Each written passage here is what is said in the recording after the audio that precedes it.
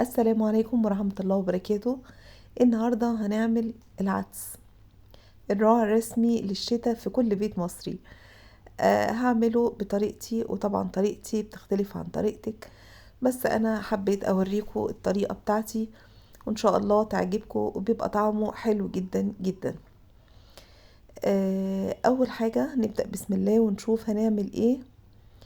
انا معايا هنا نص كيلو عدس اصفر منقياه وغسلاه كويس جدا، يعني فضلت اغسله كتير لغاية ما المية بتاعته بقت صافية خالص وصفيته. هو كده جاهز معايا، ده نص كيلو. ومعايا كمان الخضار بقى اللي هضيفهوله، وده اختياري، يعني انا حاطه 3 حبات جزر. الحاجات دي طبعا ممكن انتي تغيري في كميتها زي ما انت عايزه، تقللي حاجه تزودي حاجه براحتك. انا حاطه قرنين فلفل رومي اللي هو الطويل ده، مش حامي خالص، وطماطمتين و3 حبات جزر وبصلايه كبيره. تقدري تحطي فلفل الوان، تقدري تحطي فلفل حامي، تقدري تزودي اي حاجه انتي عايزاها. ومعايا كمان معلقه توم كبيره مهروسه، ومعايا بطاطسايه متوسطه مقطعاها مكعبات بالشكل ده.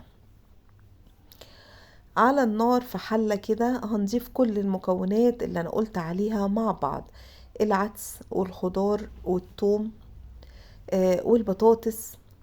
هنزود كل الحاجات دي وهنضيف لها مية، والمية هنا تقدري تزوديها لو انت عايزة العدس شوربة يبقى خفيف، وتقدري تقللي الكمية شوية لو انت عايزاه تقيل يعني يتغمس كده بعيش. كده او كده دي حاجة ترجع لك طبعا. وبنسيبه على النار ياخد ويدي كده مع نفسه لغاية ما نحس انه خلاص العدس نفسه حجمه كبر، نفش معانا كده. وهنا انا بعرف اذا كان كل الخضار استوى ولا لا من الجزر، لان الجزر يعتبر يعني اجمد حاجة في كل الخضار ده. فاول ما الاقي الجزر معايا استوى، اعرف خلاص كده ان كل الخضار والعدس استوى وجاهز اني اعمل الخطوة اللي بعد كده. باخده كله لما يهدى شوية اضربه في الخلاط. ضربت الكمية كلها في الخلاط، وهنا معايا معلقة سمنة او زبدة على زيت، ودي تقريبا نص كوباية شعرية. وفي ناس بتحط رز، انا بحب طعمه بالشعرية. بحمر الشعرية كده في زبدة او زيت سمنة اي حاجة. اول ما تاخد معاكي لون كده بحط لها تقريبا نص معلقة صغيرة توم مهروس، وده بيديله طعم حلو جدا جدا.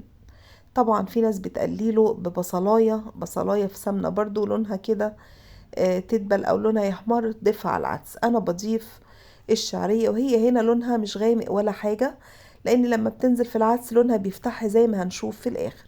وبسيبه على النار يغلي غلوتين كده 3 لغاية ما احس ان الشعرية خلاص استوت ولونها افتح معايا. هنا يمكن تبان غامقة، بس هي بتفتحها في العدس فما تقلقيش خالص.